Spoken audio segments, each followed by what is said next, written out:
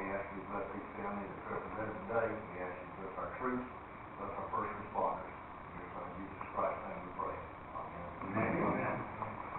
Allegiance to the flag of the United States of America and to the republic for which it stands, one nation, under God, indivisible, with liberty and justice for all. I'd like to welcome everyone to this meeting today. Today's meeting is a result of the TCDA board desire to be more involved with this toll road process, and also my desire to involve the TCDA and other people as well. As I stated at the first task force meeting in August that I attended, at that time, the first thing I said was I have concerns about our local businesses, if there's going to be any negative impact on our local business, and I still stand by that. That is still a concern of mine, that does not happen. Also, I do have concerns about our environment and our wildlife, and also our private landowners. And I think part of our job as county commissioners is to promote economic development with a positive, sustainable avenue for growth and for the prosperity of Taylor County. The proposed toll road may or may not accomplish that. There's no cut and dry guarantee. We're hoping that if it comes through, that's what's going to be the result. And that's what we're working on. I do know you all read where our new freshman state representative came to town and pretty much announced that he's against this toll road. We need local input because the home folks, we're the ones that have to live with this. Whether we get it, whether we don't, if we get it, what we're going to do. So we're all in this together, and let's work together to try to have the best outcome for Taylor County. And up until now, I can tell you that there's no defined route specific through a county for where the toll road is going to go. That's something that our county administrator, Wanda Pemberton, and our engineer, Kenneth Dudley, we've been talking about some different scenarios, but we don't have anything. The state has not provided us with where it's going to be. So far on the task force, we've just basically, we started out with an overview of what it was about, and we've been working on the guiding principles for the last couple of meetings, and that's just the things that are brought up that we may want to consider or we may not want to consider. So with that being said, we're going to move along. I know time is short today, and some people may have to leave early, and I'm going to ask members of the audience, if you will, to wait until the end of this meeting before you express your comments or concerns or have your questions if you don't mind. So we're going to start off today with our engineer, Kenneth Dudley, and he is going to sort of tell you some of the things that we've been talking about and look at our layout of our land here in Perry. And so Kenneth? Okay, so Ms. Siegel, Chairman Siegel has come to myself and the county administrator sometime back before the first task force meeting and kind of wanted to kind of wrap our minds around it with a Taylor County perspective of what we saw as the ultimate goal to come out of this project. It brought a lot of questions to begin with. Namely, we know that the Suncoast Connector is affecting 8 different counties, so we know a general direction of kind of southeast to northwest, but kind of the first thing out of your mind is, okay, well, where's the line that you want? And we don't know that. We don't even really know where point A and point B is so that we can kind of have a better idea of whether it needs to move more north-south or needs to move a little bit more to the west. But with that understanding, the first meeting that she went to was more of an information type perspective we wanted to know, are we just being told where this is going, or are we in a position to where we actually have substance to provide where we can guide the overall direction of where it does go? And what has kind of come to fruition since the second task force meeting is BOCC is really in the initial stages of this, and I say initial stages in that the only focus that we've seen so far is providing as much data and information as you possibly can that with respect to the counties that we're going through, or that it is going through. And then they're asking for what they're terming these guiding principles. And this is truly the point that we're at now. It's not where do we want to draw the line. It's we need to be in a position to where we can frame a guiding principle that the default of adhering to those principles puts that corridor where we stand to derive the greatest benefit and stand to suffer the least amount of detriment. So what you've seen is they kind of categorize those principles into natural, cultural, this one I forget, or societal, I forget what the other ones are. But that's the position that we need to be collectively if the TCDA and the county commission wants to kind of coalesce their minds onto what we believe is our objective for the greatest benefit. Then let's craft that guiding principle, the use of verbiage that basically pigeonholes BOC when they get to the point of drawing the line somewhere through our county, that the only natural place that it can be is where it adheres to that principle. Obviously, we're not looking for a way to bisect any of our open areas. And I say we have been the three of us who kind of discussed this, and y'all correct me if I think I'm wrong. But we've kind of arrived at a conclusion that we realize some of the existing infrastructure we have is underutilized. We all know the history of US 19 corridor that used to be much more abundantly used, and then as time went on and other infrastructure was constructed, it kind of pushed that traffic level a little bit to a different place. First thing I thought of was this was an opportunity to possibly revitalize that. If we can redirect that traffic successfully through our community, we stand to derive economic benefits from that. So what Ms. Siegel and County Administrator myself is what we're trying to do is let's utilize what we have that's underutilized as much as practical.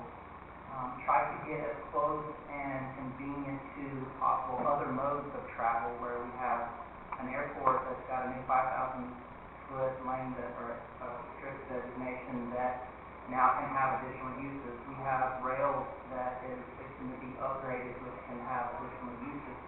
So we see that, and I think you see some traffic information in there that shows US 19 corridor is typically 6,000 ADT or less, which is tremendously less than even a level of service C. So there's so much working for us to try to bring that within existing infrastructure and not have to go out and kind of impact or affect those areas that haven't long since been impacted. So my suggestion would be today is possibly review the list and hope you have already, is review the list of the guiding principles that are there. See if your ideology fits within one of those, and if it doesn't, then let's collectively craft language that we can add to that, and then forward that, I think maybe in February, the next task force meeting, is that Ms. Siegel then can deliver that as part of her membership to the task force group as a whole, and ensure that that guiding principle then is one of the decision makers that BOCC has to be obligated to when they're taking and drawing the line somewhere at path 3 and 4, which we're in the middle of path 1. Path 2 is coming up where you'll start to see some initial lines, and then path 3 is when you start looking at alternatives to other areas. But that's my suggestion is to, if there's not one that fits, let's make one that meets our objectives. Okay. Do we want to go over some of the guiding principles? that we've identified, and I say we, I'm talking about the task force for the things that's been identified. Do you have the list? Everyone should have the list in front of you. And which one is it in? It looks like this, and it was.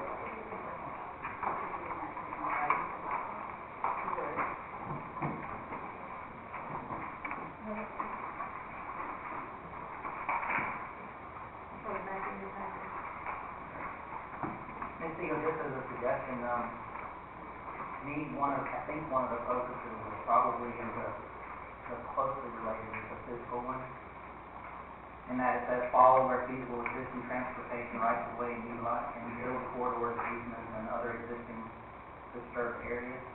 And I think you can supplement that into the more economic aspects of it, and saying that you want to do that because, and that's where kind of that to me would be the proper place to kind of expand on the physical portion. So, to Kenneth's point, after we read the materials at the last meeting, we realized that there was some discussion of co-location. So I think the way I interpreted that, I immediately thought of 19. And I started thinking in terms of, instead of a brand new road going somewhere, the possibility of utilizing a highway that we already have. And so if you look at it that way, then the question, well then where can we have the most impact to make sure that this new road is not going to bypass existing businesses and hurt our downtown area if possible? Would you agree with that, Commissioner Siegel? And just to, sorry for monopolizing the conversation, but in doing that, and I think that's a great perspective, and I said that it's the traffic coming through US 19 right now is less than 6,082. Obviously, and I've kind of kept my eyes open when I've been driving through there the last month just to kind of see the overall volume of vehicles. And I don't think there's anybody in the room that would say we could easily summit doubling the volume that's going through there today. So I don't know exactly that part of the emphasis of this whole project is to alleviate some of the congestion on existing infrastructure, the interstate infrastructure, which brings them and gives them another possible route. But I don't think it's really been quantified how much would come this way. So, if we took that existing 6 and we made it 12, I don't know that we would really see a degradation in our quality of lifestyle, for lack of a better term. And I'm not sure that you couldn't summit a little bit more, but I don't think you'd want to run 50,000 vehicles a day through here because your businesses would suffer, I think, from being able to simply get to them. Yeah, we've talked about co-location almost from the beginning. And if it is when I come through here, that's very much where I'm at. And I'm assuming that most everybody else will be too. What we don't want is to take the 6,000 that you're talking about and lose half or more of that every day. That would be devastating for our community. So that's why we're all here, to talk about how we can make this work, how we can co-locate and coexist. And another concept, just to maybe get everyone in the same frame, is it's not just a road. So when you introduce the concept of a corridor and possible utilities, possible broadband, possible rail, possible trails, that takes it into a whole different perspective. So it really makes you think more about, okay, so if it's not just the road, what more do we want for our community? Do we want trails? Do we want, what other type of amenities do we want to go along with that? So do you want to sort of use your map to just show the possible routes maybe? I know that the BCA, from what I heard, had, I was unable to be at the last meeting, I was on a school trip, but just, I want to hear from you folks, what y'all envision also. So do you want to, Kenneth, you want to present some of the things we talked about, and then see if that goes along with what y'all are thinking? It's up to you, obviously. Yeah, let's do that. That, in just general terms, again, not knowing point A to point B, we obviously looked at two different possibilities. One would be more of a southeast to westerly track, whereas we would consider the utilization of US 19 up to kind of the south border of the airport so that we can skirt past it and then connect over to US 98 and follow more a westerly track and take advantage of the existing bridge infrastructure. If the ultimate route is to move more in a northerly direction, I think we would suggest that a good possibility of co-locating on US 19 through its entirety, coming through our community, basically through our counties, and utilizing the existing infrastructure. If it needs to turn even more northward, I'm not sure that we would want to bring the traffic from the new traffic through South 19 and then run up Jefferson and US 221. That's a little bit much for some. So if we did that, we would stay more in an easterly path that would come coincident with some of the Vision 2060 future. If you can do that, sure. And also, Kenneth, we did discuss, if you came through 19 going north and you get to somewhere around the Boyd area or the Amtech legal area, then moving over toward 27 where the rail already exists.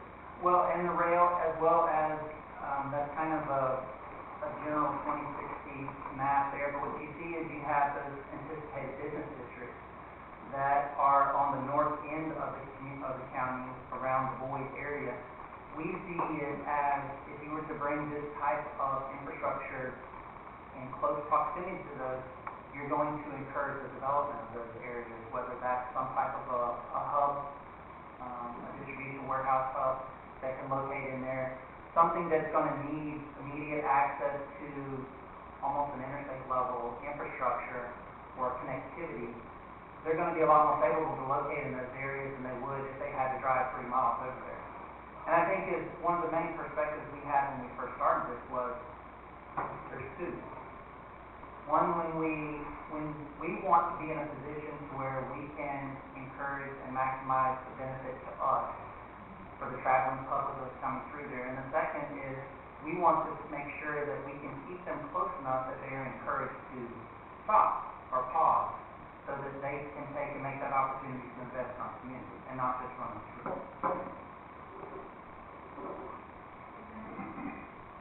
Wallace, do you want to chime in there? Well, at our last meeting, we discussed the great length. We were in agreement that we need to try to keep our community intact. And we also talked about using US 19 as a corridor. So if you go outside 5 or 10 miles out to the west or up to the east, people are not going to come in town. I can take you down there to South Florida and show you where the turnpike came through, and there's 6 or 7 towns down there just completely dried up because of it. And I'm like Kenneth, I think that we can bear the load of the vehicles coming through. The biggest problem we had with when the hurricane came in 19 was designated as evacuation route was not the fact they couldn't get through, traffic couldn't go through, was the fact that we weren't able to get the gas over here. And if the state helps with that, then we are in a better position because we've got enough stations through here to get people further up north. But if they're out there, they're not going to come in here to get gas 5 or 6 miles. And you got a lot of, if you go west, you're going to mess up the coastline. If you go east, you're going to mess up swampland. And we're talking about the rail. Kenneth, is that old rail bed that's runs along 19, is it completely abandoned, or does the railroad still own property on that? Duke Energy owns that rail. So see, there's a rail bed already there. There's a rail company wanting to go that way, or we can formulate that, that would give us an access there. Well, and I don't think that it's beyond the realm of reason to, you've got the end of the line that comes out to the mill now, and that's being refurbished all the way up through to Adel or Cairo.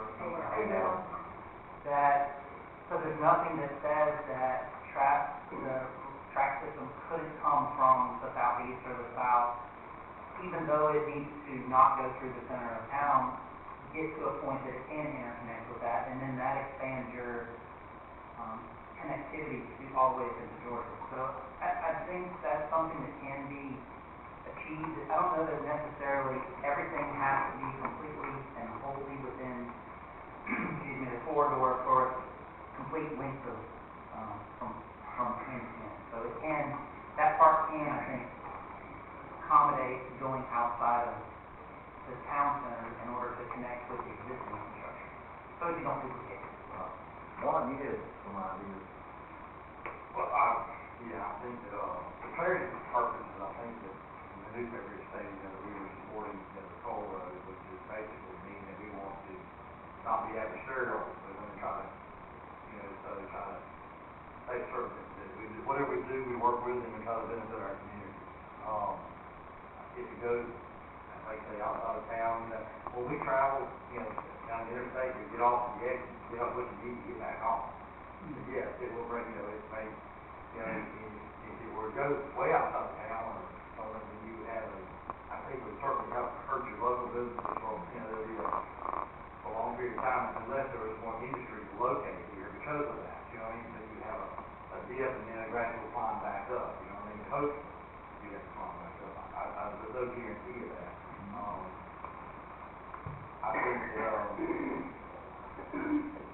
I think that, I don't know if there's any possibility, maybe your fence, if there's any possible, maybe you put 3 lanes in, where you got 19, you got 2 lanes, I think it'd be a whole lot cheaper to have those 3rd lanes and then have a bypass or something that came down and get him the evacuation route out of here, out of South Florida. I mean, and I went through that with Irma, what you talked about, referred to, is that, probably it took 14 hours for somebody to get from, say, Tampa Bay to Georgia, okay? And you had the canyon line, so you had the highways all backed up. And I mean, I stood the first time I stood out underneath our canyon for 23 straight hours, just keeping people from killing one another, keeping people in line. And it was, and then we had to turn around and have a day break, and then have 2 days of the same thing going back south.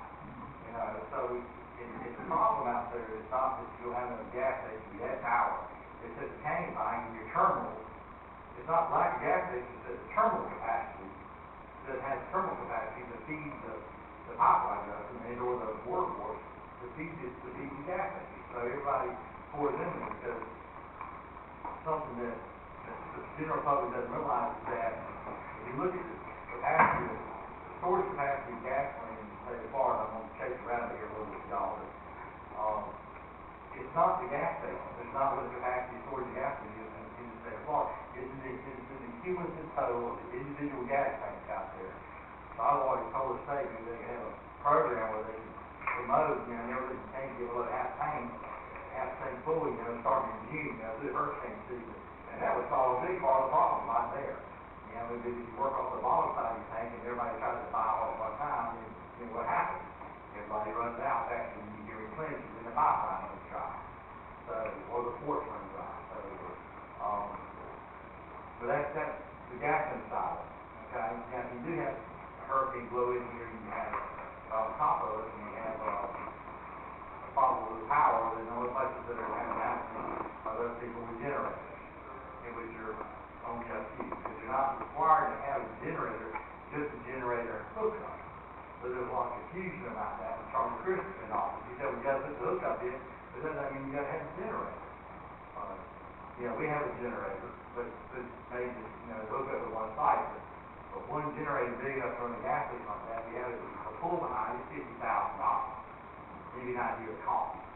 involved. So we have one that we go behind the bishop and the whole house, we got it all, which we've done that several times. I think one of the advantages though that you have with this import perspective at least is UAC realizes this infrastructure would be aware of the evacuation aspect of it. So I think if we were to get this as a designated import route or the front coast connector, then it should bring with that the resources associated with that being understood to be a primary evacuation route. So I think it'll go a long way towards addressing some of those issues positively. One thing, too, that's been discussed is we don't want service centers. We don't want them to build a road. On the toll road. On the toll road, we our county? absolutely do not want, in our county, We no. don't need them in our We county. do not want that. Well, I tell you, another thing we've talked about is a bypass just outside the town, like they put in over Stark on 301, and Stark has not been damaged one bit. Matter of fact, it's improved. There are people coming in their town because it's taking big trucks stay out, but they got to come in and get diesel or something. And cars are coming in and they're eating in town, and people are eating in town, and they're going through the shops and all, so. And it's only 2 miles outside town, the bypass. And it has not, And it's not been detrimental. Because I was just wondering if you're traveling from down south and, are you gonna get off of this toll road and drive 2 or 3 miles to get a hamburger? Not normally. Was that, was the one over there, was it already overloaded? In other words, you see what I mean? Yeah. It was already overloaded. We don't have that problem here, we're underloaded. That's right. So, That's the reason we said the first option is to come through 19 and not build something outside, away from the city. Right. So that's gonna decimate.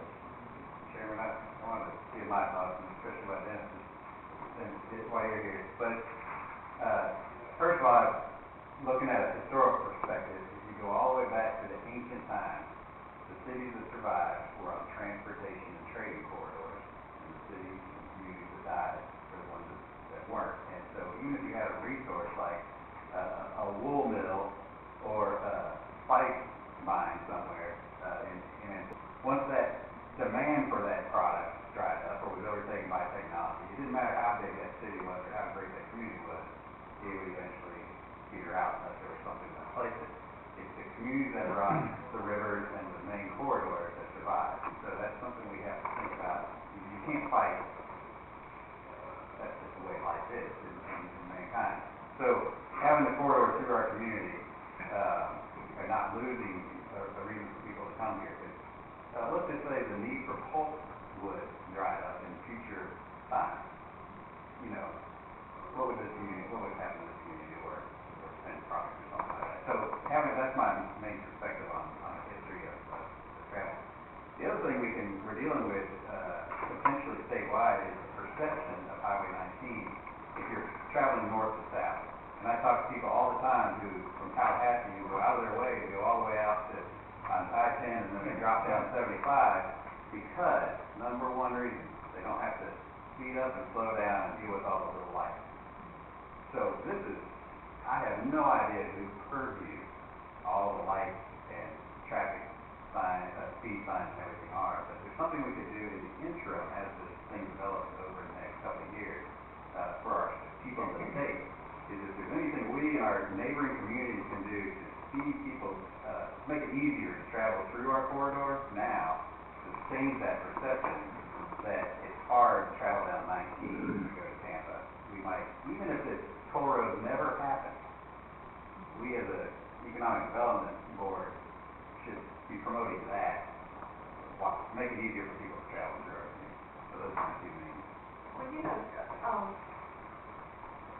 being a county commissioner and having a lot of people who call me and express their opinion, of course, you know, this group is we're looking at economic development, and most business people are, but then you've got a lot of business that are concerned about Taylor County becoming another Crystal River or a place like that, and they don't want that. I mean, I'm just talking from people that a lot of people that I've talked to. Most of the people that I've talked to feel that way. So that concerns me a lot. But I'm not representing myself. I'm representing this board and our community. If I always voted for how I felt about something, sometimes it might be different.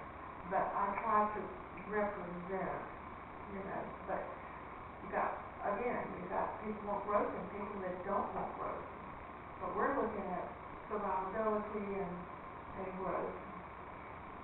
You know what, one of the biggest drawbacks that I've heard on this road, What's that? 2 words, toll road.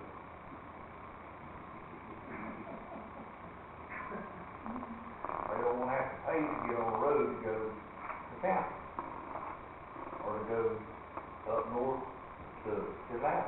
Now, see, I haven't heard that, but I have heard about local people being concerned that every time you get on the road here in town, you have to pay. But that's something that, during talking about the guiding principles, that's been discussed, that local people would not have to do that. And I don't know how that'll be handled, Rosemary, but there's a lot of concern for that. And I can tell you, we've been going to Tampa for many years, and when they opened that toll road down below Ponasassa, I thought that was the best thing in the world. We didn't have to go through Newport Richie and Austin there anymore. It took forever.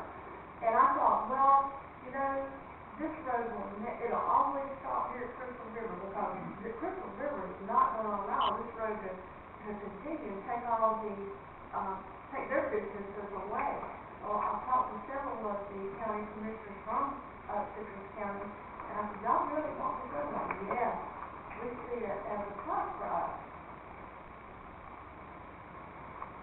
Well, another thing, with 1,000 people moving to Florida a day, that's 365,000 a year. In just 3 years, you have 1 million people, another 1 million. So, somewhere down the road, we're going to have to look at the future. And I think as close as we can get down, if it's 2 miles or 1 mile limit, I think it'd be better for the county rather than going 15 miles. Now, 15 miles out of 10 miles out is a killer. So if our guidance principles can say, okay, we need to get it closer down on the west side, on the east side, look like the west side is a no-no right now. That's our beaches and whatever there, but on the right, on the east side, looks like it's the best route, if it's coming. Now, if it's not coming, that's one thing, but, and then we here to look at the future, whether we here or not, it is to look at those that leave here and go find jobs elsewhere. Economic development, I think every elected official in this county and state says, I want and I'm for economic development. I would love to see Amazon or somebody build a warehouse about 2 miles out of town. It would just be the thing to do, or the thing to invite. And I think this board has done some things for this county now and put in place and showed other people that we will hear them and make some concessions. The last one was, Super Puff was not here, but when Snyder Lance left, they left the stipulations for another salty started trying to come back. Well, we got one. And then we also talked about something that said, we want to double size. So, in the years to come, we're going to have another 170 people employed. If we get one more coming here with 400 or 500 people to come, then I reckon economic developers can tell you with the people they have calling in every day, calling in wanting to know what he's got to offer. I think we are ahead and above most of our neighboring counties. When you talk to them about economic development, they don't know nothing about it. You know, but we here in Perry, I think we stepped out and it's paid off for us, and it's gonna do better if we, but we here around this table, if we can set those guiding principles so that they can work with us and we can be represented, it'd be better for us in the days to come.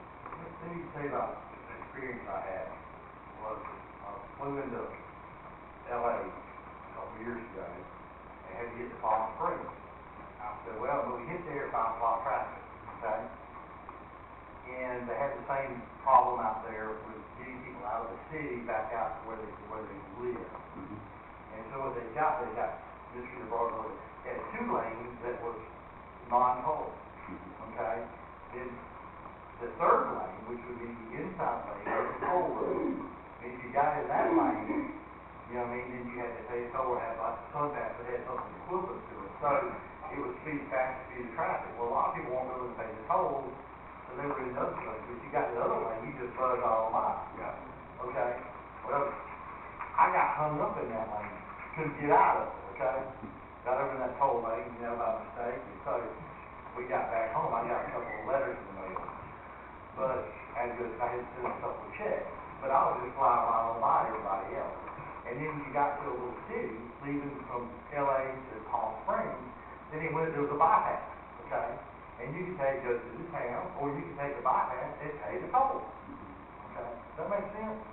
Mm-hmm. That's what they're doing it for. That's what they're doing for them now. And it made physical sense, it protected your town, it made economical sense to the cost of the citizens of the state of Florida, because the Irwin deal was a once in a 40 years. I've been pumping gas out on that highway for 40 years, and that's the first time I've ever had to do that. You know, stay out there for 23 straight hours. Yeah. Okay? So that would accomplish everything we're talking about. Yeah, and that's actually being done and pulled it back. Jacksonville just rolled it out called managed lanes. Where you don't pay toll, you get in the managed lanes and you go faster. Yeah. Because some people don't want to pay toll and that's optional and they ride in the regular lanes. Now you can't take an existing roadway and toll it, but you can add lanes to it and toll those. That's what they're doing. That's what they're doing. That's what I was alluding to a while ago. To me, that accomplishes every single, it protects our wetlands, it protects our coastlands, it protects our way of life. You know, with the hunting and the fishing and the outdoors here, you know, and then if you want to add about it, and I understand bypass and all this, and, you know, recreational issues, because I was in the War Management District when we built a bunch of those under the Rail Trail federal grant program. Yeah. We built miles and miles of them, okay, and they are the most underutilized things that has ever been done, and I'm guilty of it. You hang that one around my neck, okay? But very few people use those, okay? Now they do in Tallahassee, that bike trail went in St. Mark's, you know, but you got a half a million people or so up there that are bike enthusiasts and want to get out and do the exercise that live in your cities where it's easy. It's just not being utilized in the rural community. For whatever reason, I don't know, but that's just the way it is. But Don, I mean, I like the concept. Where physically would you suggest then that we start that little bypass road? Have you given any thought to that? No, I'm gonna turn that over to my kids. I mean, No, I haven't. To be honest with you, no, I have not thought about that. To be honest with you, I think you have to put it somewhere where you can get off and on easily. You know what I mean? And not impact the locals, because the locals are the ones that got to be, you know, unaffected. You know, just going back and forth to the house. So it's going to need to be before you get into town and after you get out of town. You know, a little bit of a distance. So, I mean, There's a couple of communities in your workplace, Houston, Dallas, I think Atlanta has one where they say that they have one of the express lanes, and it weaves like a ribbon. And you're driving on 75, and there's one little road kind of weaves around you and over you and everything, but it's a way to just get through. That's the managed lane. Managed lane. They haven't been Miami, they're also in Tampa, Orlando, Development now, with Oxford, and again, Jacksonville is already implementing lanes in the middle of Highway 19 because I mean, I realize that you still got to stop at every light, wouldn't achieve that same. I think with 3 lanes out there, man, we could actually bring more commerce through our town and maybe even attract more industry in town. Because if you got those lanes, the trucking lanes and all that, then I think that somebody maybe say, hey, we've got this. It's not an interstate, but it's the next best thing to it. And so it gives us a tool with the TCDA to go out and reach out and maybe attract some industry or build more jobs and build more tax base at the same time. And have a little bit more exposure to our coastline, which is where, to me, about 90% of our growth has kind of been along the coastline anyway. And I know that somebody said, well, the first like that they can video was how this is. 19-something% of our taxes are actually paid on the coastline in our community, or maybe around 20%. So, and maybe y'all want it to grow, maybe you don't, I don't know. But somewhere the cost of government keeps going up, just like the cost of running a business keeps going up, and you're going to need a tax base. And you need to have sustainable growth in order to continue to pay the cost of government. If you don't, you become bankrupt. A city is incorporated, or county, they can go bankrupt. That's exactly right. Well, Rosemary, we've been talking about Jacksonville, and I know Tampa has roads like that, and then we've talked about Atlanta, Houston, and all the big LA and all those. What about Perry, Florida? Do you think that this is something that they would work with us right here in this community of 23,000 people? Well, as part of this project, you're talking about co-location using existing 19 that came from the task force meetings. There's a big push to use an already existing corridor. That'll be discussed in some of the upcoming meetings. But yeah, that is a potential to do that. You don't, as far as local people having to pay a toll, there's a potential to be able to toll by plate, which is where tolls are going to anyway. If you don't have a transponder, you're not going to be pulling up and give them $1. It'll be all toll by plate. So local tolls, people with a Taylor County tag, for example, there's a potential to be able to say those tags would not be tolled. So the local people wouldn't have to pay this toll to ride every day. And then as far as managed lanes and all, if you look at co-location, you would have to look at something that would allow existing traffic to flow without using the toll, or either enhance what you have there and just toll that place. So that would be part of this project, to look into the details. I mean, you are really coming up with some great discussion items as far as what you want to see to provide guiding principles, and that's really what the task force is for, to see what each community that's being represented wants or doesn't want. And then as far as location, I think it's a good discussion, and even what you're suggesting, you want a potential alternative route around the city close or further away. I mean, some communities, they may want it further away. They don't want the traffic coming through, or communities may want it. So that's a really good example to be able to bring forward at the next meeting. Yeah, well, I think of when I'm traveling, I think about convenience. And there are places where you get off of interstates or whatever, and the sign will say 4 miles to McDonald's or whatever, and I don't want to do that. It's not project, it's 12 miles east. I want to see that McDonald's sign, or whatever it is. I mean, that's just, and I think a lot of people, it's convenient. You don't want to drive. You want to get right there and get what you're going to get and get back on the road. Another one you're suggested discussion on was develop no rest areas within the thing, so that could be your guiding principle for development around the interchanges. I mean, that's left up to y'all in your zoning. So each community has opportunity to weigh in on what you want to see or don't see for your area. And as this develops, it won't be necessarily how we got to the task force is how each community wants to look at it if it comes through their area. But there are certain standards to meet for a toll road as far as when you do the design. There's certain criteria you have to meet. It wouldn't necessarily be, like a county road, or how you would actually do design, because your speed limits, your speeds are a little bit faster on a toll road. You have to have a clear zone further out, but it doesn't mean you can't take into consideration, be creative, and come in closer into the city and doing that like y'all are suggesting. Yeah, well, we sure don't want people to come in from somewhere else and build McDonald's and all out there, and then it processes our people in town, So I'm thinking that, and the reason I said that is to try to figure out a way to get that road as close to our existing McDonald's and Huddle House as Well, your example of the START project, which was very successful, is a very good example it just got completed over that area, and we actually were involved a little bit from that with the department, so that has been very successful. I looked at some old maps of Taylor County, and Ollie may be able to help me, but 221 was the oldest route going north. Always Tampa, correct. And so 221 Jefferson was actually what went through Perry. And I'll tell you the end of my point first, which is we already have a bypass in Perry, which is 19. So 221 Jefferson was the old north-south road that went through Perry. And had that still been the situation with two little lanes weaving through our town, we'd probably all be sitting there going, well, we do need a bypass. 1920. Yeah. So 19 came along, and guess what? It skirted just to the west of our town, and that is our bypass. So it's a historical context. Yeah. We already are a bypass. And if it wasn't a county seat, Perry, this area we're sitting in right now wouldn't even be here. We would have relocated all the businesses down to that corridor anyway, 40 years ago. Let me make a comment, following up on something that Mr. Siegel was touched on.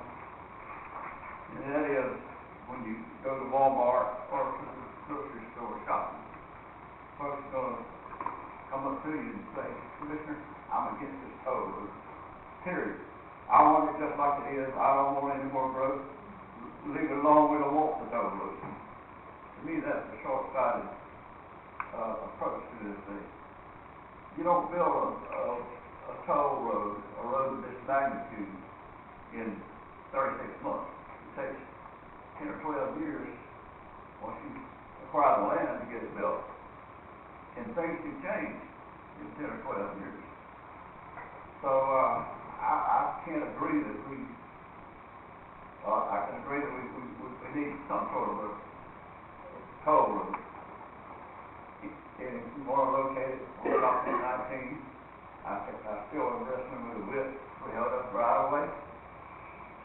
On the road elevator, I'm not an engineer, I don't know how that works. If it can be done that way, I think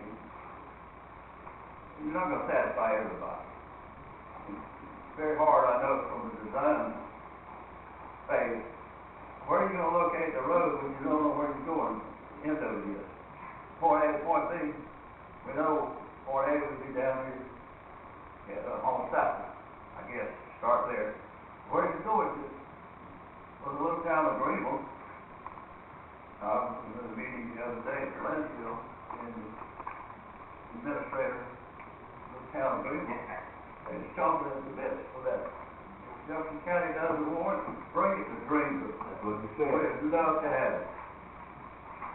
So, that's a possibility, but you can't design a route if you don't know where you're going. But I wanted to say that most of the people that talk to me about it, they want to keep it just like it is. And that's a short-sighted vision, I think. Some growth is going to occur. That's all I got to say. Running it down 19, you got so many inlets and outlets that go to all the businesses, Green Street, Main Street, all them. Red lights on 19 here. Toll road's not going to have red lights, I wouldn't think, would it? No, that's what's been yet to the. So they'll be doing 75 miles an hour when they come through here. And, from here to Crystal River, they'll be doing 75.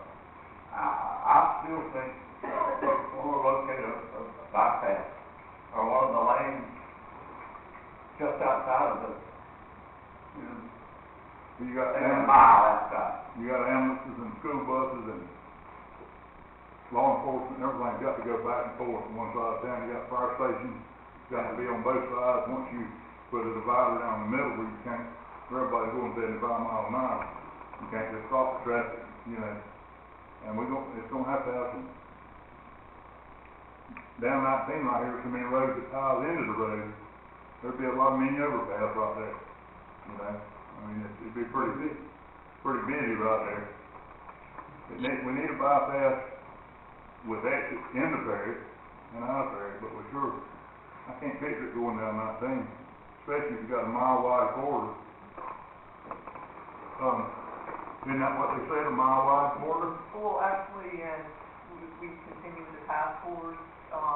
The next task force meeting is February 11th in Madison, and they'll start development of paths, and basically the first map will show avoidance areas. So your path will be fairly wide and options to move forward, and then as each meeting continues, you'll narrow that path. So as the guiding principles are developed, the path could be 1,000 feet wide or it could be 5 miles wide. But one thing you need to understand in the transportation development process, you're in what's called the pre-planning stages now with the task force doing guiding principles. The next phase is planning, where you do an alternative corridor evaluation report, or ACE. And then you actually develop paths based on avoidance minimization, and you determine which one should move forward for further analysis. So at the end of the ACE process, you actually have one path that would move forward for further consideration. All throughout these processes, you have public involvement meetings so that the counties and citizens along the area can give their input. And then after ACE, you actually take that recommended path and you develop specific alignments within that, and the actual determination of how wide those right-of-ways would be is going to be a lot of based on the task force guiding principles of what they may want to see within those, whether like I think the bill-based utilities and trails and freight movement and consideration for all the different options there. So it hasn't yet been determined. It's kind of a long answer to what you're asking. Even if you had a half-mile corridor, 19, most of the business would be in that corner right there. We'd have to do away with them just to come through. Well, I was thinking about when I was talking a while ago was that you had that bypass, or there was a toll road along going around the town. It would be far enough out that it would impact a lot of the little side roads. So you go have to get out in the woods, so to speak. And then the other, like Puckett Road, you would certainly have to give you an example, you have a force of flyover over Puckett Road. And you get over to 98, you have a flyover there. So there would be some roads that would come up with it and probably stop. Right. So, but it would be very few, try to get it far enough away so that you can keep the 6 lanes, which what I envision, say, when you're across here, you got 6 lanes, okay? Yeah. And you got that express lane, and then you got a toll road that goes around, okay? And then you get, but if you get it far enough out of town, that if you want to take the toll, then let them go on to get them out of evacuation period, especially, okay? But then it still allows people that want to come through your town and stop and get gasoline, and then you have the service areas and the exits on the toll road, and then that still embodies and protects your local business. So that was kind of where I was getting at. That's just how I saw it done somewhere else. And that's how you describe it being done elsewhere. That's exactly the way you kind of get, that way you have, it doesn't affect your school buses, so to speak, and all your other commercial operations and all that kind of stuff. So you have very little impact on that. You have very little, somebody living in town basically doesn't even hardly know it's out there. And you wouldn't necessarily just stop a road, you would have the ability to bridge over. And that's a whole lot cheaper. It's probably 1/100 the cost as going down there and say, we're just gonna build 4 lanes of a toll road out through the middle of the woods, you know what I mean? As far as cost to the American taxpayers, or the foreign taxpayers. So, in your local, would be impacted by the toll whatsoever, unless they chose to get in that express lane and go from here across city. Well, I wanna drive, if I chose to drive 5 miles faster, then I can get in that lane and pay my toll, and I can buggy on down the road.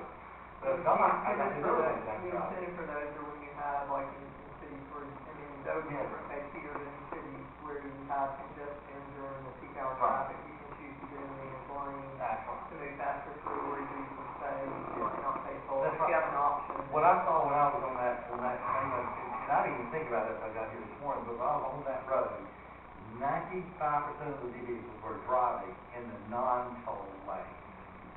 Only 5% of the people were willing to pay the extra price to get there there a little faster, okay? And I just did a mistake. I said, well, I done got caught once, you know what I mean? Because I know they could have fixed my tag or something. It was a rented vehicle, but I'll get a bill sooner or later, you know? So I said, well, I'm done now, so we might as well just keep on going. So I think it cost me $35 or something, you know, so I ran into about 3 of them. But, you know, but it saved me 45 minutes going from Orange County Airport to Palm Springs. So Don, are you saying then maybe that, that 19 and from Crystal River, 19 would basically be your toll road? Yes. Yeah, and then when you get to Cross City and the little cities, then you still Loop have. around. Yeah, but not build another toll road through the countryside like they have in, you know, in Citrus County and, Pasco County and Yeah. through there. Yeah, because they have population, retirement centers, the population down there, you know, you got a lot of retirees down there. I mean, tons and tons of retirees. So, and we're not a retirement community, so we're not comparing apples to apples. We start looking at that market versus our market. So, and one thing about Taylor County that I have learned, and I'm going back to the day that we tried to find a place to build a prison here, when I first got out of college, was that, and we tried to find 200 acres of high and dry land to give to the state to build a prison. We found that out too. That was about the last piece. Where we're at now, we couldn't find enough land in high and dry. And that's a huge problem we have now, you know, with wetlands in our community. This is a wet county. Okay? It's extremely wet. And so, Yeah, you moved a lot of dirt. huh? I've moved a lot of dirt. Yes, you know, and I've been 43 guys, and I can tell you, I have more septic problems here in Taylor County than I got the 22 other counties together where I do have this stuff. Because it is so saturated wet here. You know, and so you cannot build out in the woods like you can in a lot of other places. Right. You can't have the growth. You ain't gonna build the villages in Taylor County, because it'll sink. It's impossible. That's exactly correct. There's a reason it's where it's at. So, to protect our local community, protect our way of life, I mean, I was born and raised here, I like my way of life as much as anybody does, you know what I mean? So, I think that managed toll road is in protecting our local businesses, and at the same time, we have a tool to be able to go out and attract more industry to go here.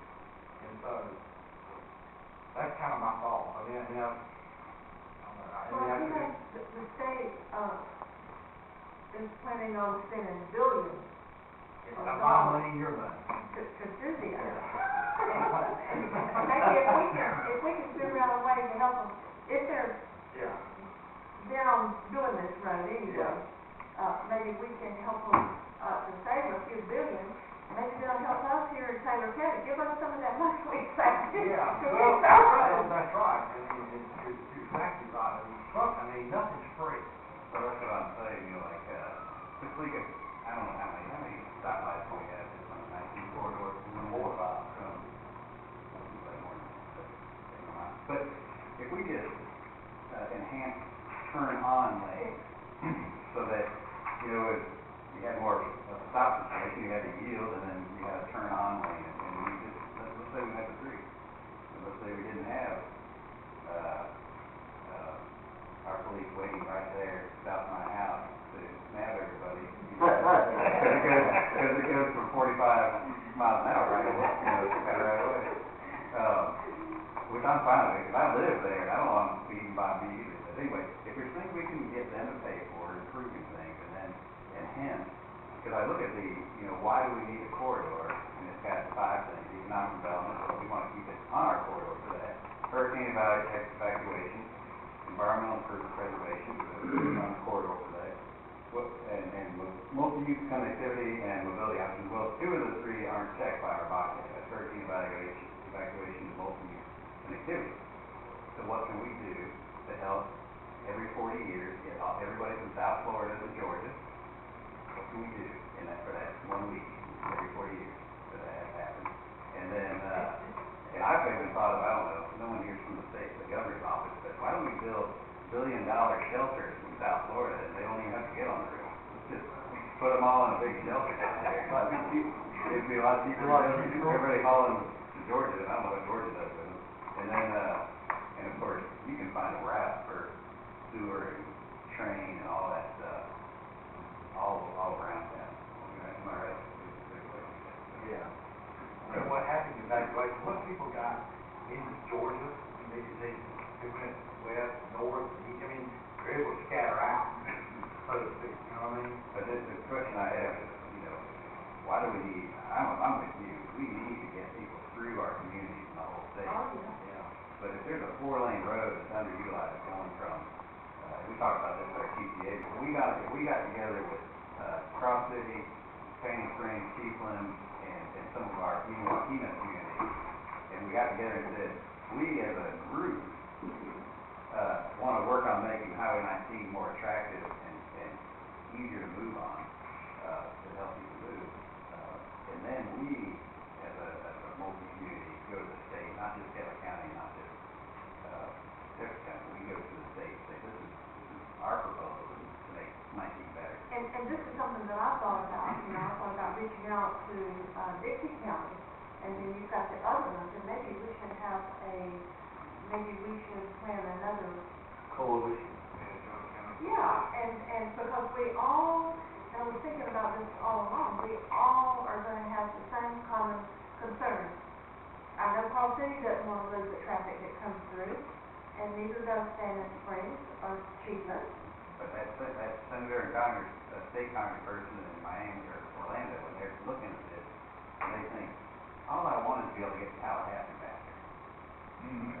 And they think Toll Road around Perry would do just that thing. They don't look here. So how do we scratch that?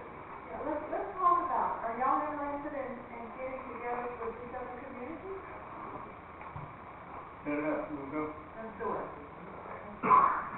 Okay, Maybe to facilitate your next step, which is your task force meeting in February, that it might be, in order to give you something to present at that task force meeting, if the TCDA members could collectively give us a wish list of wants and not wants, we can do the same internally and then craft that verbiage into a guiding principle that you could present to supplement the existing one, so that we have at least made a good attempt to preserve our wants and avoid our don'ts. yes, for sure, certainly. And knowing when it is, I'm thinking that, you know, within the next week, we could probably get that to give us internally at least a few days to wordsmith it to where we could return it back and make sure they believe it embodies what they hope for before your meeting to present. That's what, February the 11th? That's what I'm saying, it's only about a week or so.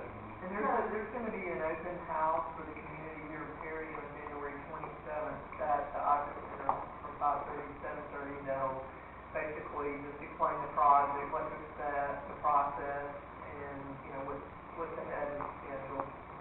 And then I think there's another, task force meeting further along in the year here in Perry as well.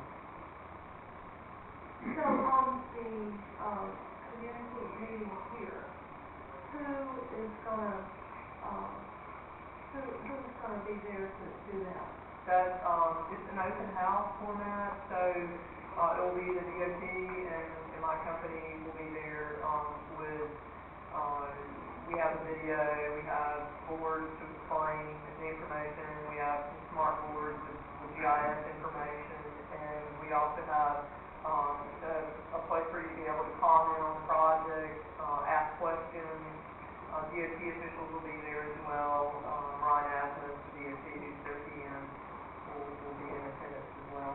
So it's more of an informational type meeting for the community, and it gives the community the chance to speak out and voice their opinion individually, so they don't have to stand up at an official meeting and do that. They can actually make comments, officially there and, write comments, put in the box, and we have a court reporter there for them to record it. Okay. January 27th, at 5:30 to 7:30 at the ISIS Center. Capital One, yeah. So you really don't think, the principles of the TCA can fire that meeting? No, the guiding principle is where she she'll be in attendance for an all-day workshop in Madison on February 11th. So before. Those are two different types of meetings. They have a, Next one, lined up. You got the notes from last meeting, yeah. They're gonna give it to us. What's y'all get? You know, if we could get that by the end of January, Okay. that gives y'all plenty of time to assemble those. That gives us a few days to wordsmith it and return it back, have it proofread, we can modify it if we need to, and then that still gives you several days that you can become comfortable with it before you present it as a task force. These kind of county staff principals or Those are the state. State. Yes, sir, that's all. and what y'all have in your packet is it's a work in progress. The guiding principles will continue to be developed through each task force. There'll be tweaks and added to and all that, so by the time that the task force presents their document to the governor in October, they'll be finalized at that point. But you can get all this information on the Incore's website, presentation material, and anything that's being discussed at the task force meetings, or that's provided at open house is on the website. Well, I'll put her on the spot, because I tried to go through Ryan yesterday, because I know that they were physically inputting the comments at the December 17th meeting. They were adding to this guiding principle list based on the comments that were being heard. In the end of that presentation, I think it said the next step will give the updated guiding principles in 2 weeks, and Yeah. They're not finalized yet. so if we could get that, I think these guys could see if the current final list, and see if anything encapsulates what we want, or we need to supplement it. That's an even better starting point. Yes, that unfortunately hasn't been finalized yet. That's a work in progress, but it will be, and it should be obviously before the next task force meeting, so as soon as it is, we can get something back to y'all, and typically everything's posted back on the website. And if we get that before the end of the 31st, Ms. Spiegel can distribute it to the TCPA folks so that they can kind of see, oh, there's already one that does this, or no, ours is still good. That's right, and I would like to put it on our website so that anybody in Taylor County can go to it and read it from there. But, you know, I'm very interested in getting with our neighbors as soon as possible. I mean, as soon as everybody can, you know, find a time that we can meet, I'd like to do that. Let's put that together. I don't want to wait because, you know, February the 11th is coming to the next meeting, and then pretty soon we're at the end of this time that they're expecting. Well, as a matter of fact, the next meeting, Rosemary in March, they're going to be talking about, you said, possibly routes. Right, and the February meeting will start the first map showing paths. Now, it will not show paths to the level that everyone may be expecting. Basically, it will show avoidance areas. Right. So that's the start of Right. developing a path. So we're taking it one step at a time, and then when you come back in March, you know, as the path narrows, and then as you move forward, you'll physically see how it's developed over time and what you do to develop that path. So it's not any assumptions are made that this has already been determined, because it absolutely has not, and the task force guiding principles help develop and narrow the path as you move forward. Okay. Now, is there anyone else from the CCDA or the Board of County Commissioners that want to add anything before I open this discussion up to the audience? I'd like to say one thing. I'm like Mr. Malcolm. 9 out of 10 people that I've talked to are against this over at County District. 9 out of 10 now. Business people and a few individuals are for it because they know that it generates huge jobs, and that's what a lot of people want. But at least 8 out of 10 don't want it. They don't want nothing to do with it, and they're thinking about nothing but the hunting man, the fishing man. They don't want nothing to stir, the timber man. Don't want anybody else to come in here. That's right. That's exactly right. But for me, I'm kind of sitting on the fence. I'm in the sections that's 5 out of 5. I'm a hunter and fisherman, but you know, I've had business in Taylor County all my life too, so I'm going to business for it too. You know, that's where I'm at. I don't think any of us take this lightly. you know, I struggled with it. You know, you have economic development, and you trying to keep the home place the way it's always been. But, we all know that there is, almost 1,000 people a day coming in from Florida. Sooner or later, they're gonna be here. We're already seeing we're already seeing that growth. And our responsibility is to look out for the future. I say that all the time, but we gotta plan for the future. Anybody else, on the, either one more, yes? Can I ask Rosemary, just because you're better versed in it than I am, to just briefly explain the Amy process of our guiding principles? Sure. So what the AIME process is: avoidance, minimization, mitigation, and enhancement. What that means is typically on a roadway project when you start, and I've just for the record, I've been doing this for 33 years with my company, exactly this type of project. You look at avoidance, like for example, any springs or churches or cemeteries or endangered species habitat. I mean, there's a whole long list for avoidance that you have to look at. Minimization is, okay, Tennessee County has a lot of wetlands, I'm from here, I'm a property owner, and I pasture here as well, and I understand the community and the areas you would want to minimize impact to. It's impossible to not hit a wetland, but you try to minimize that to the greatest extent possible. Then as far as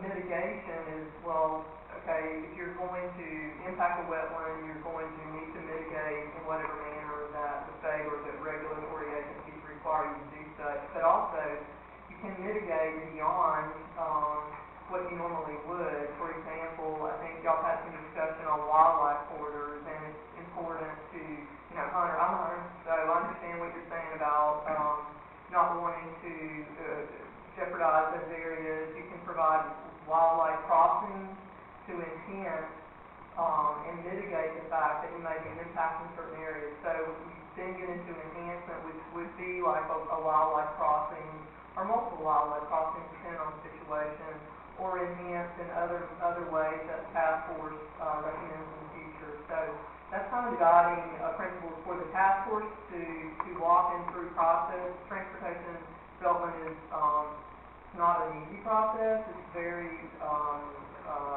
there's a lot to take into consideration, and just for your planning for the future, comment was, we project traffic, 25, 30, 35 plus years into the future, so it's not just reacting to what is out there today or what we think may come. We actually do those projections and take a lot of things into consideration that is not necessarily known to the public, because building a road is not something everybody does every day. So, did I answer your question? Yeah. Thank you. I have one last question. Sure. I'm glad you're here. I didn't notice when we were in the TCDA meeting, is the end goal to get to I-10, so you go first east-west, or is there, what's the?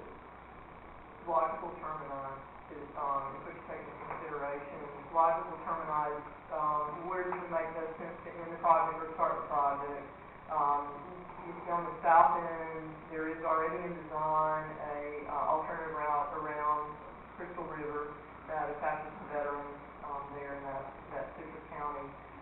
That is a logical termini to connect where they end that project, and then continue north through the county. As far as where it actually ends will be determined as you go through the ACE process and the TD&E process.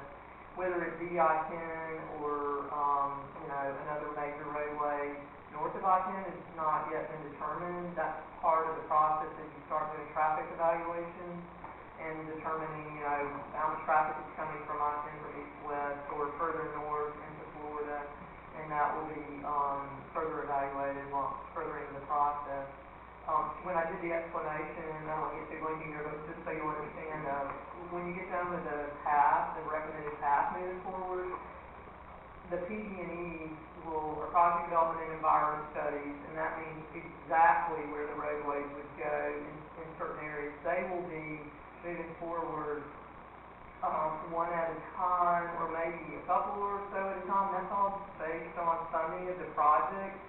All the money doesn't roll out at one time for this project. It comes, each year at a time. So each project will be programmed, and where the PD&E starts and which one comes in what order is yet to be determined. So you may not necessarily see, an alignment in Taylor County or Citrus or wherever until much further down the line when you actually get into the PD&E. You may know where the path would go moving forward, but the specific line on a map, which I think the majority of people think that's already out there, that will not come till, several years beyond, depending on what area goes first. Let me put myself at risk and say this.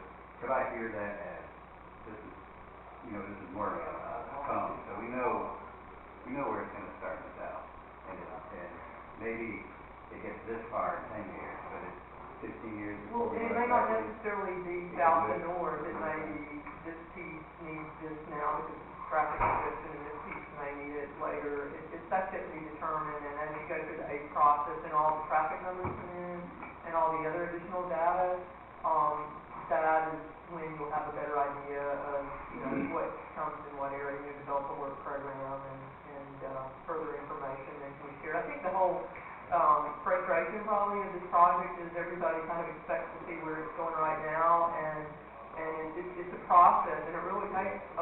This one actually moves along much faster than a regular transportation project would.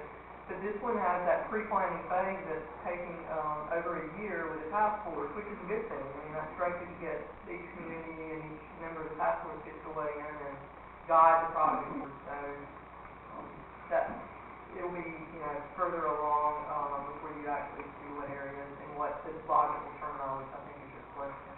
I appreciate that. Thank you. So, Rosemary, is it safe to say that when we do tennis and we start to craft a route, that you and Ryan, especially since this is y'all's hometown, that y'all will be here, and that you will help represent us, that to get this the way we want it. Sorry, Well, actually, our what will happen in this project is the PD&E, the ACE process will be done by probably the fall of this year. That will be the path. Okay, and then when you actually develop your specific alignments, the DOT will be hiring other consultants to develop those alignments in the PD&E process for DOT to review. But your community has that opportunity to weigh in and attend the meetings and they'll have like kickoff meetings before each one. They'll have alternative meetings, so they present where the route would go. And you don't just have one, you look at multiple, and so you can compare the impact for each one, the cost of each one, a lot of different things weigh in, and you compare multiple alignments. And then the recommended alignment then goes forward into design. But the public and your community has that opportunity to speak at the kickoff meeting, the alternatives meeting, and then you have a final public hearing, which is very formal, so that everybody has that option to speak what your concerns or what you want to see. And in my experience, you get a lot of good information from the local people. You have other firms come in that don't know certain information that only the public can tell them. So that's one of the reasons that the public gets involved, and it's very beneficial. Well, I hope that our input and the public input will be considered, and it gets to that point where DOT is having these meetings and we have the chance to go. But you have to remember that we didn't have a vote and a say-so in this project to begin with. So I'm just hoping that if this is going to happen, that we will be able to have some say-so about what happens. Well, absolutely. In Taylor County. We believe in home rule. Well, that's absolutely, and that's the reason for all the public meetings. And your voice on the task force representing the county And you will have public meetings and community open houses, not only through like the next year, but continuing for each step of the project as it moves forward. Not just, once a year or something like that. There's multiple opportunities to do that. So your answer basically is yes. Y'all will help weigh in on that, and it will not be just, one person at DOT making that decision. That's just not the way it works. Anybody else on either board have anything? Nobody? Okay, at this time, then I would like to open the floor for anybody that would like to speak. I know, there's several here, so, all of you want to be first? First, I'm gonna say, there's one person in the room older than I am, and he knows who that is. But anyway, Rosemary may know there was a bypass from the highway patrol supposed to come out and come into it 19 years ago, similar to the one at Stark. I worked on that just for the record. You did? Okay, I remember it turned to this with Paul Popper Road and come through down there. But anyway, a lot of opposition that got killed. But what I want to say is, I chair the water management that we watch growth in 15 counties, and citrus is the fastest growing in all of our area. And there was only one native county commissioner I got off board. The rest of the people have moved in and taken over government. That's kind of beside the point. But we need to look, and I chair the Taylor County Division 26 that built that map. We need to look, take a while and look at what's going to be like 20 years from now. If we talk, with growth coming, and if you do the vision before it may not go by, but there won't be any growth of building between 19 and that yellow. They took credits out of that and put it in those development areas. And the vision that we adopted, we were recognized by the American Family. We're the only county in North Florida that's got a plan. I don't think the Fort River has to abide by it, but we're ready for it. I'm not going to say I'm for or against it, but and we've got Ms. Tanya Miller here from Representative Show's office here. I'll get to be there before you go, but he was listening to the people when he made that comment. I haven't talked to him specifically about it, but he was hearing what his constituents were saying. I played traffic on 19 back when it's 4 lane is up. That's before I go back. But anyway, I just like let's look at it long term and what we did. Lawanza, we did the BEMA projections, what growth's going to be. We got to change it some, but if it comes, we're probably the best county, best prepared than any county in North Florida for it to come. But just put a lot of thought into it. Thank you. Thank you. Next. Howard, you got something to say? I do, but I don't know how to say it. Well, come on, say it. Come on, let me hear from you. I'm kind of falling that 8 or 9 out of 10 category, and I'll just explain why. We run a commercial fishing business out of the Gulf, and we've been running now 14 or 15 years. And over time, you see a decline in quality of water, quality of everything. You see more trash, you see more water runoff, you see more pollution, stuff that just gradually happens, and you don't really recognize it until it starts coming up. My concern on this is we're going to accelerate our Gulf problem.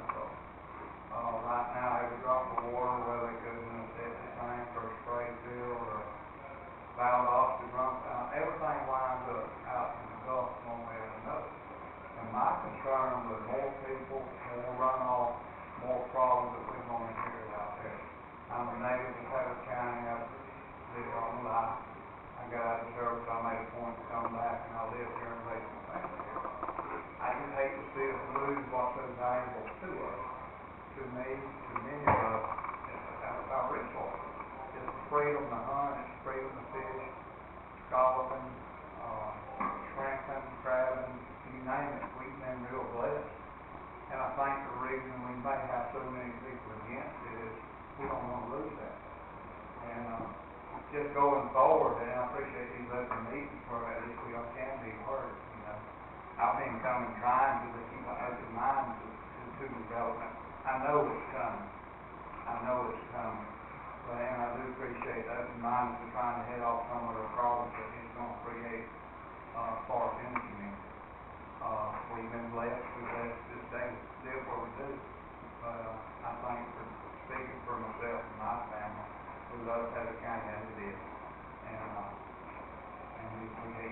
else get crowded. You go past Crystal River, it gets crowded. We really love what we got. I thank y'all for your time and y'all dedication to try to work through the process. Thank you. Thank you, Joey. You know, I think growth is coming, it's already in the process of coming. And if this road is gonna come, which it probably will, then, you know, we have to work together to try to minimize the negative impact and capitalize on the positives if it's gonna come. But growth is coming. I mean, I remember going south and going through Chiefland. Remember from Santa Springs to Chiefland was nothing. Now you go from Santa Springs to Chiefland and it's just All solid. one town. It's solid, and it's gonna come on up there.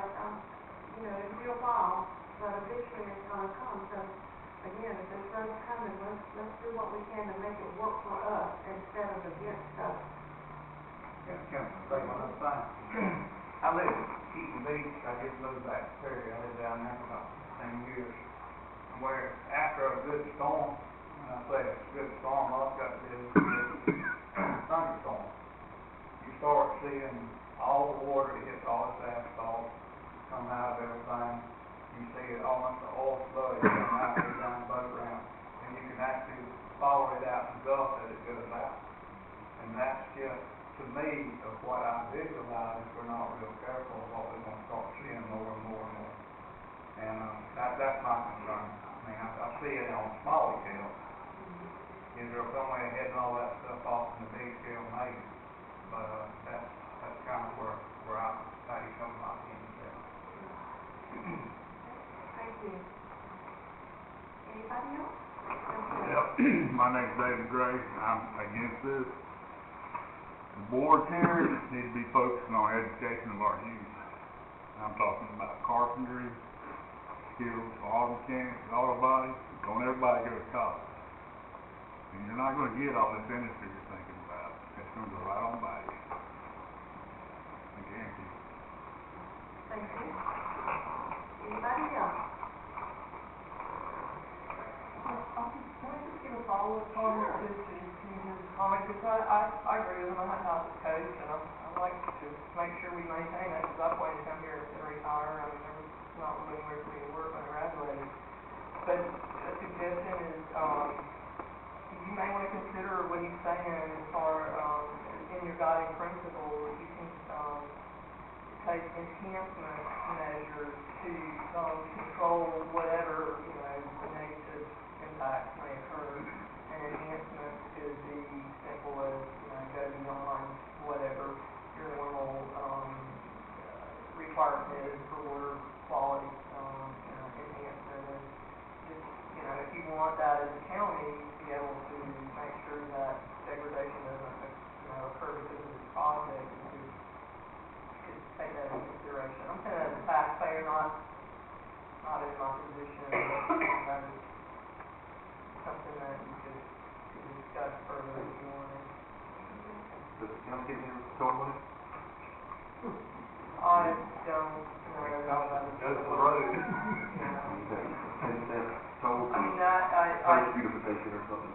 yeah, I don't think that's been determined. I mean, I know that there was some discussion, somewhat, what in the task force about, you know, how, is there any way that each county can do that, but that, I don't think that's yet been What did you determined. ask for? We didn't hear you. And has the total money go to the county? Is what? Does the total money go to the county? Oh. Do projects like making the coast beautiful or education? We did joke around in our meeting about, we could get ahead of all this and set up our own toll booth now. We're not taking on what it takes for them to make, you know, based on what they're running back. Howie, I agree with you. I got property too. I guess maybe hopefully one day we'll all be neighbors. You know, I'm not for the toll road. I mean, I might sound like I am. I'm not really for the toll road, but it's how far politicians are going to force it upon us. And I want to manage it, mitigate it the best I can to protect what we got in our way of life. You know, that's exactly right. Well, you know, I'm glad you said that, Don, because if you remember in the beginning, I said, I don't always vote for me. I try to represent the people. you know, many times I've been here and voted.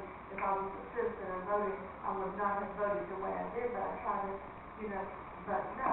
If I was not sitting in this position, I would not want the toll road either. I can tell you straight up in Rwanda. I've shared this with Rwanda. That's the only person that I have shared this with, other than my husband, of course, that, you know, if I was a private citizen, I wouldn't want it. But in this position, and if it's gonna come, then, you know, I have a responsibility to try to make the best of it, right? Yeah, I've been, you know, in the private business, but I tell you, I don't want one dime worth of gain from it, if it's gonna affect our way of life here. I mean, I really don't. How much I appreciate what we have here, and how much I value. So that's why I think we need, even regardless of this, getting together with our other communities and having our own Highway 19 corridor plan Yes. to make our highway more attractive, so that, This would increase our revenue. yeah. But even this, you know, not another toll road, if there's gonna be a toll road, or something happen, that's my first statement. I don't want it to happen over in Lafayette and completely miss it. Oh, that would take away from coming. Because then that's when we got to, how do we convince the state that, you know what, we don't really need a toll road here, we need enhancement to this corridor. Yeah. And that's what we have to take into consideration when you go back to, you have to consider it a multi-use opportunity for us. And I think the question is, do we, you know, how much of it do we want to take advantage of? Well, one thing y'all, it is toll road, but like you said, there's much more than that.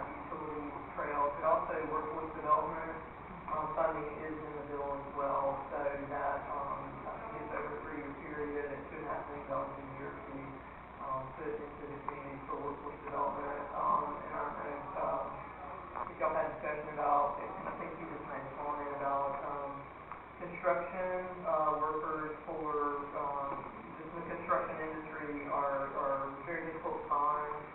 DOT actually does what's called construction career days.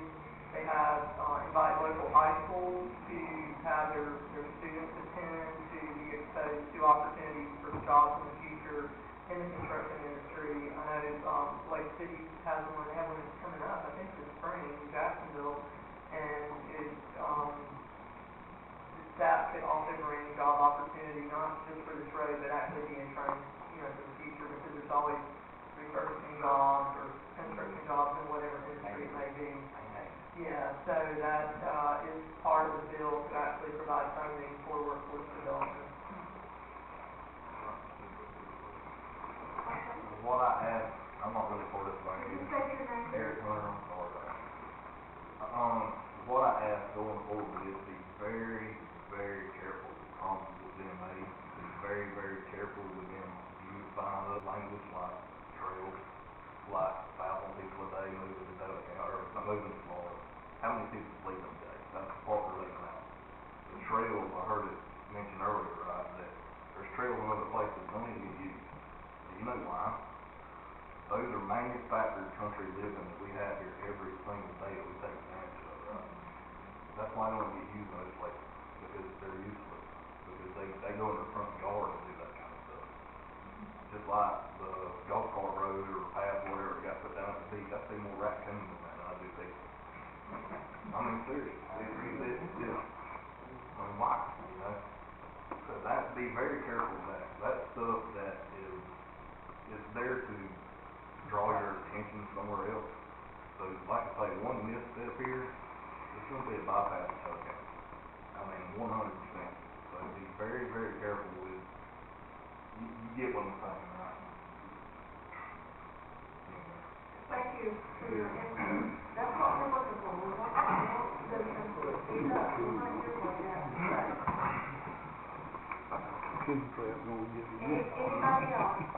Anybody else? One thing, some people ask me, what is the objective of the turnpike? Is it to get people to I-10, or is it to get people to the Georgia route up there, Caps going into Georgia, Florida Georgia Parkway, I reckon you call it. They asked me, was that, what the main objective was, get to the Georgia line or getting I-10? What is that? I think it's very similar to his question, where's the stopping point, and that hasn't been determined yet. I know there's confusion in the bill language about, happening in Jefferson County and all those, but as the path moves forward, that will, better define what you're asking. Unfortunately, I can't tell you that yet, because we don't have enough data yet, and we're still in the pre-planning process to determine where the endpoint would be, whether, you don't typically just go to the Georgia line and stop, and you don't have a connection, and, with another major roadway, or, the traffic, I think, will help determine the stop at I-10, that's a good possibility. If it continue on further north, that's yet to be determined. So, I'm sorry I can't answer every question, but that will come later, and it'll, it's People part in of the. Monticello, they feel like, if you go up there, then you're gonna have to bypass downtown Monticello to get that traffic around the courthouse up there. And that's scared, that's their route, and then all the businesses downtown Monticello get put out of the ballgame. I can't kill Monticello, and this will too, they are adamantly opposed to it. People don't realize that Jefferson County is north of Greenville. You go through Greenville, you get to Jefferson County, then Georgia, whatever that's worth. There's other counties weighing this thing pretty good like we are, and thinking about their businesses too. Yeah, absolutely. That's why we're talking to our neighbors. I'm gonna recognize Taylor Brown, the city, manager. What have y'all been, and our city council person here, what have y'all had dialogue concerning this, because it's obviously gonna impact the city too? We haven't actually had any formal dialogue about this proposal yet. We're mostly just keeping an open mind and participating in the process. I think pretty early on to really form any kind of a stance at this point, in my opinion. It could be a really good thing for the region and our community, or it could be really bad. The devil is in the details. What we're all saying, well, As a planner, I understand the process, and I think that, it's actually a really good thing that the state has involved the public this early in the process. That might also be part of the confusion, because we're not used to being involved this early in the process. That's exactly right. And so it's like, normally the state, decides what it's going to do, and it comes and tells you and imposes it on you and tries to mitigate as best they can the parts that you don't like. And that's what we've been conditioned over generations to expect. And so this time they're doing what's really a proper planning process, whereby you identify the general goals in an area, and then you start identifying the obstacles and chipping away and taking away parts of land, taking that off the table, and kind of seeing what's left. And so the path kind of presents itself to you late in the process. No different than if you were, going to develop an acre of property and decide, where to build a house. You look at that and you see, okay, well, is there a sinkhole on the property? Okay, I'm not going to build anywhere near that. And if there's some wetlands on the property, okay, I can't go there. It's going to flood. You evaluate, you take some time considering it, and then the spot where you're going to ultimately put your house. Okay, where can I get a septic that will work? Where can I connect to the utility lines cheapest? And, it kind of presents itself to you after you do that analysis. And so that's what we're in. So until much later in the process, when the path starts to present itself and more details come to light and how it will affect our community versus other communities in the region, I don't see that we really can take a stand. I think that really just being participatory in the process, paying attention, and trusting in the process and letting it unfold is really our best move. Certainly to stay engaged, and I don't know that there's any real value at this point in coming out against something that hasn't even been articulated yet, much less, being all that for it. So how can you say if you really know what we're talking about? So that's kind of where I'm at, and I think also maybe speaking for the city council, that's kind of our approach to this, is just wait and see, but definitely pay attention and definitely, be part of the process. And we'll see what develops as to come, and, I think half a year from now to a year later from now, we'll know very well whether or not we think this is in our best interest or not, and we'll watch it at that time. And there fear that if we don't jump in now and take a stance, that we will not have an opportunity later. Yeah. And Rosemary, I'm gonna put you on the spot, but if Taylor County is in support of this now, and then, you know, at what point will it be too late for us to change our mind? I know some other locations have come out very strongly and said, we just don't want it here. But I do believe that's a concern, for some people.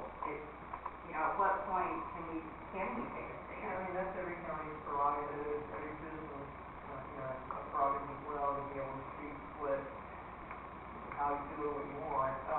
But like I mentioned before, there's always, and I think I left this out, the no-build alternative when you get into the PD&E phase, which is, remember, is where you actually put the line on the map, not the path, the PD&E phase.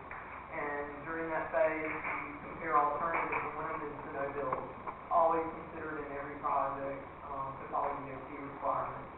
So each step of the way through the ACE process, through the PD&E, there will be the opportunity to speak out as a community, as an individual, at all of these meetings, and, you know, state your opinion and what you want to see happen. You can do resolutions at that time, you can do a resolution of support, you can do a resolution to oppose. That's your prerogative as a county to speak what you feel like you need.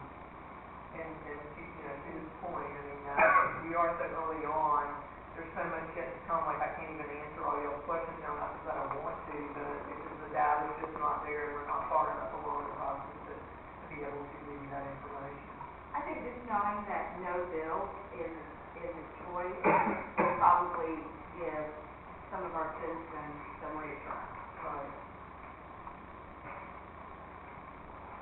So that's why I say, anything we do in the next year and a half as a community to alleviate the concern, even with the other counties around here, saying, well, how do we have a plan for evacuation where it's not basic news, we actually have our own plan to help people get through. That can feed into a no-build plan. I will add also that whether or not this comes or doesn't come, growth will come. That's inevitable. So long as, even if they don't come from outside of the county, as long as people continue to have children, and people continue to live longer, and people continue to immigrate, growth will come, and we'll get our fair share of it, and probably, in the future, we'll likely get more than our fair share of it, simply because other parts of the state are being so overpopulated. Yeah. It's not the people from New Jersey that are necessarily going to move to Taylor County. It's the people from Citrus who are going to move up to the Taylor County. That's the Citrus they remember, but it's no longer Citrus. That's the way they remember. So it will be other Floridians relocating to try to get back to the part of Florida. I think Murphy, you might be one of those people. Clearly you are. So you can speak to this point better than I can, but that's kind of where our growth is going to come from, as well as our own natural normal growth from our own community.